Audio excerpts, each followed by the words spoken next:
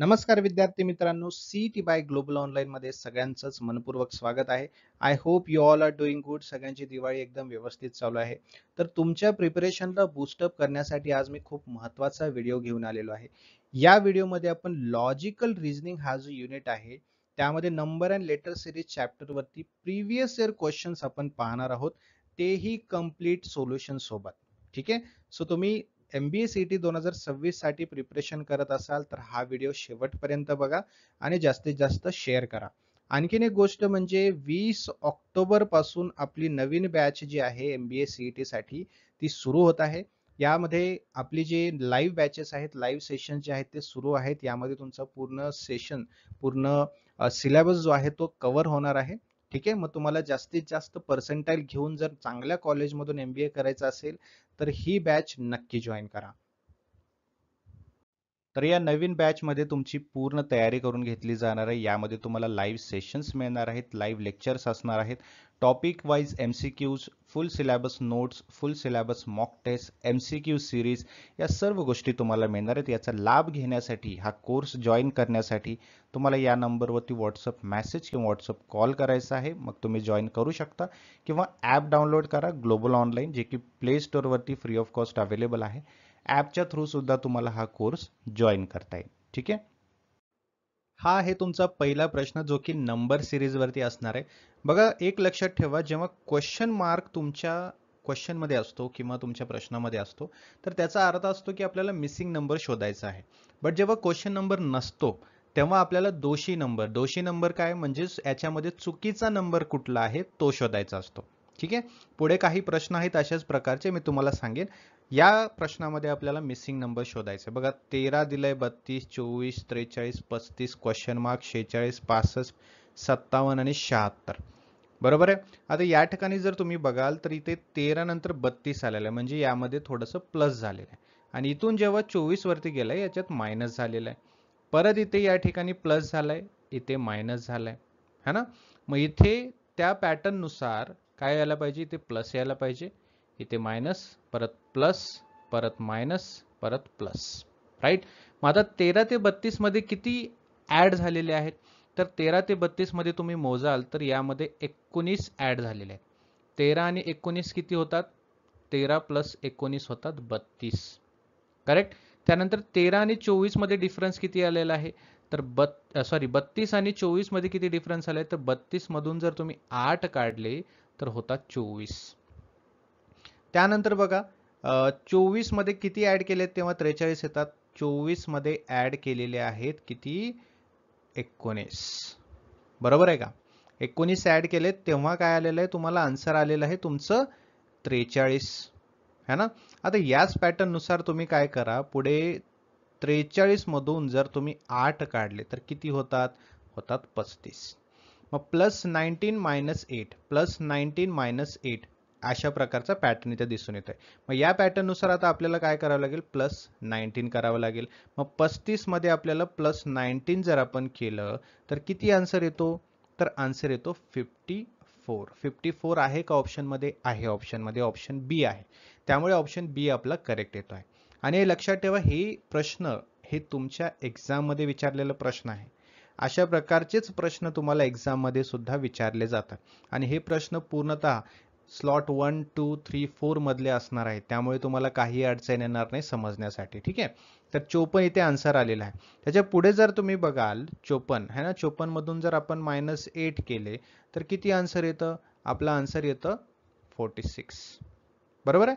तर त्या पॅटर्न नुसार आपला आन्सर जो आहे तो बी येणार आहे. पुढचा प्रश्न बघा, 1, 3, 10, 21, 64, 129, 356, 777 दिले.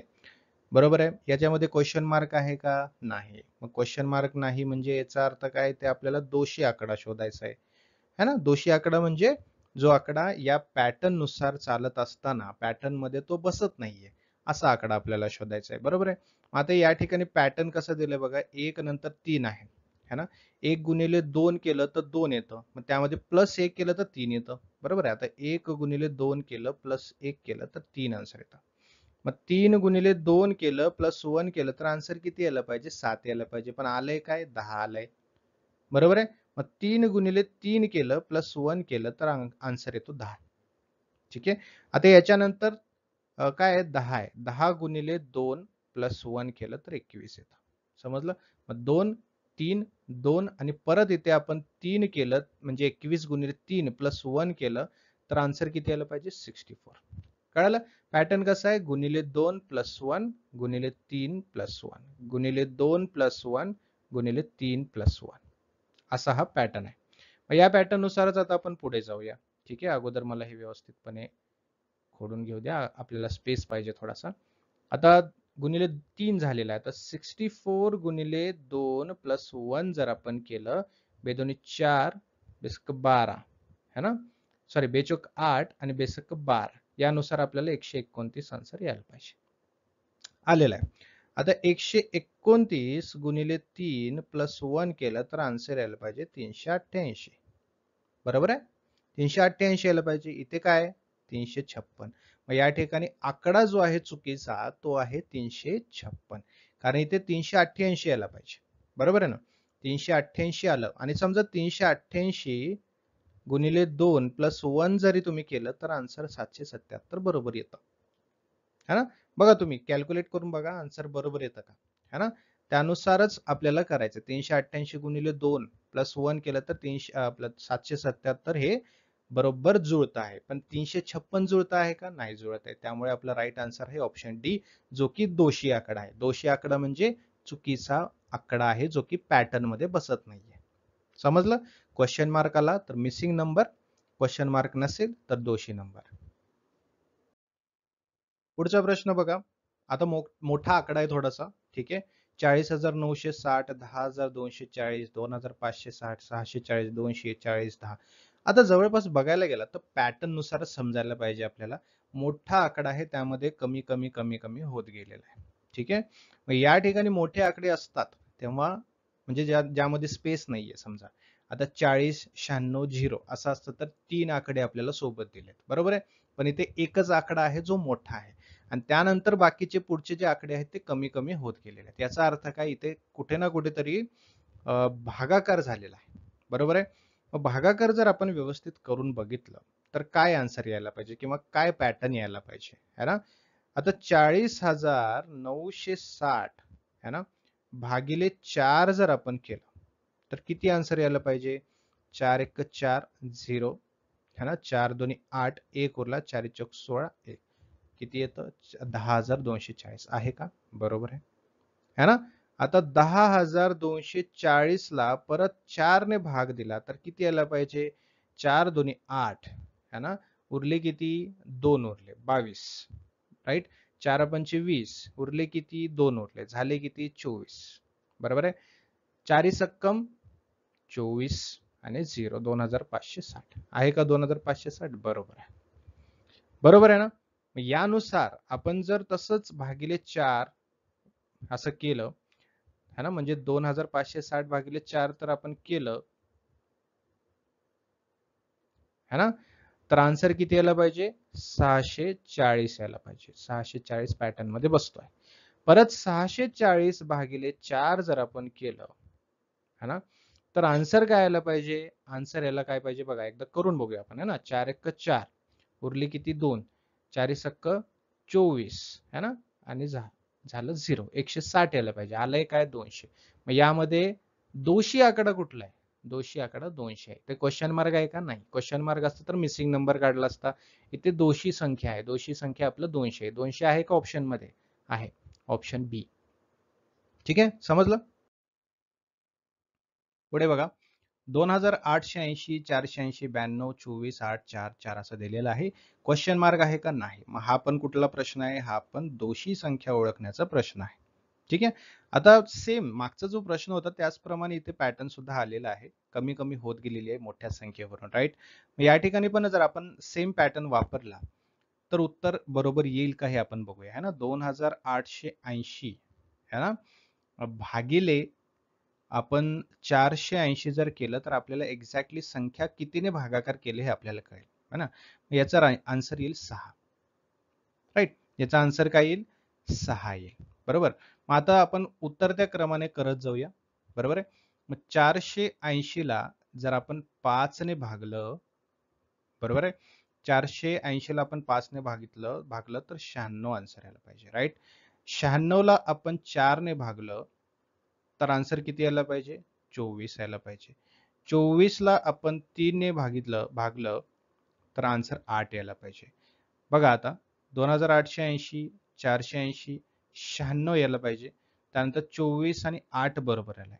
मग इथे 92 दिलेला आहे. इथे किती यायला पाहिजे? 96 यायला पाहिजे. मग क्रम बरोबर येणार आहे. मग त्यानुसार क्रम बरोबर यायला पाहिजे, है ना. मग इथे दिले काय? 92 दिले. मग 92 ही कुठली संख्या आहे? 92 ही दोषी संख्या आहे. 92 ही चुकीची संख्या आहे. ठीक आहे. याचा राईट आन्सर आहे ऑप्शन ए, 92. पुढचा प्रश्न बघा, लेटर सिरीजचा आहे. आपण लेटर सिरीज वरती सुद्धा काही प्रॅक्टिस केलेली आहे. त्याचे व्हिडिओ सुद्धा अवेलेबल आहेत. तुम्ही जर तो व्हिडिओ पाहिला नसेल तर मी लिंक दिलेली आहे डिस्क्रिप्शन बॉक्समध्ये. ते व्हिडिओ सुद्धा पाहून घ्या. तुमची जास्तीत जास्त प्रॅक्टिस होईल. ओके. आता या ठिकाणी बघा, असे प्रश्न सोडवण्यासाठी अगोदर आपल्याला रफली ए टू झेड अल्फाबेट्स आणि 1 ते 26 पर्यंत त्यांना नंबर द्यायचे आहेत. बरोबर आहे. जसे की ए ला 1, बी ला 2, सी ला 3 असं दिलेलं आहे. करेक्ट. यानुसार आपल्याला काय करायचं आहे? सोडवता येईल व्यवस्थितपणे, आपल्याला त्याचं उत्तर काढता येईल. ठीक आहे. आता इथे जर तुम्ही बघाल EJOTYDINSXCH असं दिलेलं आहे. बरोबर आहे.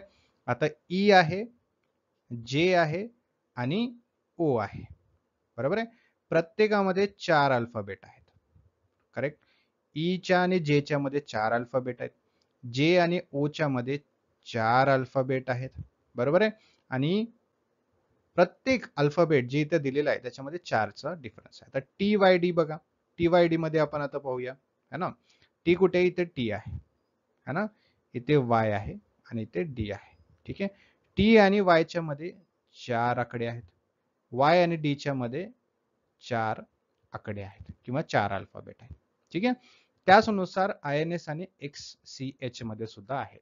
आता XCH च्या नंतर काय असेल? मग इथे रॅन्डमली कुठलाही असू शकतो. मग आपल्याला ऑप्शन्स मध्ये बघावे लागतील की कुठल्या ऑप्शन्स मध्ये सेम पॅटर्न नुसार डिफरन्स आलेला आहे. ठीक आहे. ऑप्शन ए जर बघाल तुम्ही, है ना, ऑप्शन ए मध्ये आपण पाहूया. राईट. मी अगोदर हे खोडतो म्हणजे तुम्हाला व्यवस्थित दिसेल. ऑप्शन ए मध्ये काय दिलेलं आहे? दिलेला आहे एम. राईट. एम, त्यानंतर आर आणि डब्ल्यू. राईट. यामध्ये 4 आहेत का? या ठिकाणी आहेत. या ठिकाणी 4 आहेत का? आहेत. ठीक आहे. यामध्ये हा ऑप्शन तर एक्झॅक्टली करेक्ट होते. परंतु आपल्याला बाकीचे पण चेक करावे लागतील. MSX आहे का? बघा, एम 4 आकडे सोडून एस यायला पाहिजे, पण इथे आर आलेला आहे, त्यामुळे हा येत नाही. NRW सी ऑप्शन बघा, एम दिलेला आहे. ठीक आहे. त्यानंतर 4 आकडे सोडले तर आर येतो आहे.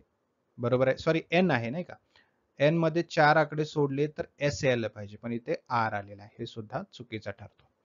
NSX, एन नंतर किती काय आलं पाहिजे? आर यायला पाहिजे, इथे एस आलेला आहे, हे सुद्धा चुकतो आहे. ठीक आहे. अलग लक्षात. सो अशा प्रकारे हे तर आपल्याला कंपल्सरी काढावंच लागेल. त्यानुसार आपला वेळ वाचेल आणि व्यवस्थितपणे सोडवता येतील. कारण एकदाच आपल्याला ते काढायचं, नंतर लेटर सिरीजचे कितीही प्रश्न आले तर ते तिथे लागू होणार आहे. तिथे आपल्याला काय होणार आहे? तिथे उपयोगी पडणार आहे. ठीक आहे. सो असा हा प्रश्न आहे लेटर सिरीजचा आणि त्याचं उत्तर आहे ऑप्शन ए. पुढचा प्रश्न बघा, यामध्ये काय विचारले की पुढे कोणते 2 आकडे येतील, म्हणजे क्वेश्चन मार्क आहे. ठीक आहे. 2 आकडे येतील म्हणजे 2-2चं इथं आता सिरीज आहे बरं का.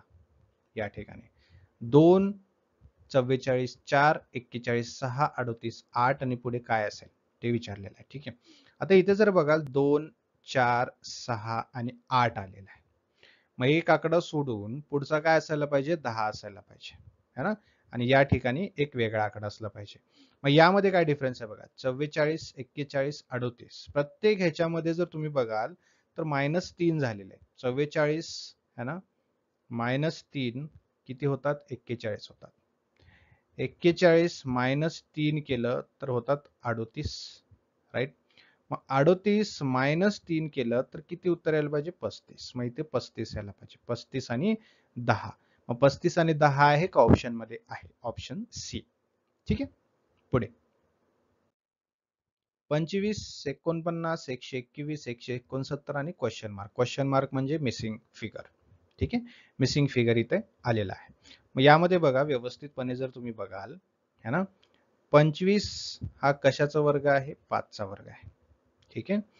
49 हा कशाचा वर्ग आहे? 7चा वर्ग आहे. 121 हा कशाचा वर्ग आहे? 11चा वर्ग आहे.